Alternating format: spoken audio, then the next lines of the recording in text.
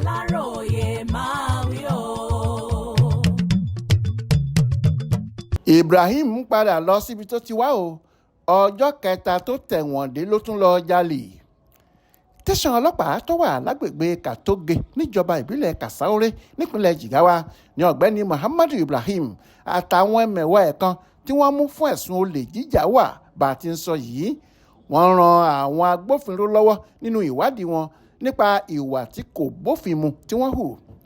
Aláròyé gbọ́ pé ọjọ́ 25 oṣù kẹfà ọdún yìí ni afurasí ọ̀daràn ọ̀hún àti ọ̀rẹ́ rẹ̀ méjì kan ọ̀gbẹ́ni Hassan Shehu àti ọ̀gbẹ́ni Salman Ibrahim lọ sílé onílé tí wọ́n sì jí ẹ̀rọ kọ̀ǹpútà gbélé tán tí iye ẹ̀ jẹ́ ẹgbẹ̀rún lọ́nà ẹgbẹ̀rin náírà àti fóònù ìgbàlódé kan tí iye rẹ̀ jẹ́ ẹgbẹ̀rún lọ́nà ọgọ́fà náírà.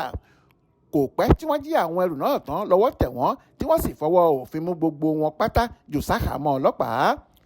Alukoro iléeṣẹ́ ọlọ́pàá ìpínlẹ̀ ọ̀hún DSP Lawan Shisu Adam tó fìdí ìṣẹ̀lẹ̀ ọ̀hún múlẹ̀ fáwọn oníròyìn lọ́jọ́bọ̀ tọ́sídẹ̀ẹ́ ọjọ́ 11 oṣù keje ọdún yìí sọ pé lọ́jọ́ 22 oṣù kẹfà ọdún yìí ní ìjọba ìpínlẹ̀ Jigawa dá Ibrahim sílẹ̀ lọ́gbà ẹ̀wọ̀n Kasaore ṣùgbọ́n kò ju ọjọ́ kẹta lọ ìyẹn ọjọ́ 25 oṣù kẹfà ọdún yìí tí Ibrahim àtàwọn ọ̀rẹ́ ẹ̀ kan tún lọ sílé ọ̀gbẹ́ni Shehu Umar tí wọ́n sì jí àwọn dúkìá ẹ̀ lọ.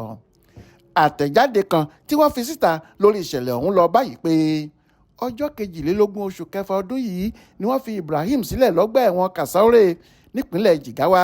Ọjọ́ kẹta lẹ́yìn tó jáde lọ́gbà ẹ̀wọ̀n ló tún lọ lẹ̀dí àpò pẹ̀lú Hassan Shehu ẹni ọdún 25 àti Salman Ibrahim ẹni ọdún 28 kan tó ń gbé lágbègbè Kanti. Wọ́n lọ sílé Shehu Umar wọ́n sì jí dúkìá ẹ̀ gbé ṣùgbọ́n àwọn padà tẹ̀ wọ́n ọ̀dọ̀ ọlọ́pàá ni wọ́n sì ti jẹ́wọ́ pé lóòótọ́ làwọn ṣe ẹ̀ṣẹ̀ náà o. Alukoro ní àwọn máa tó fojú gbogbo àwọn ọ̀daràn ọ̀hún balẹ̀ ẹjọ́ láìpẹ́ rárá. Adéwálé Adéoyè ló ṣàkójọpọ̀ ìròyìn ọ̀hún fún Aláròyé online television.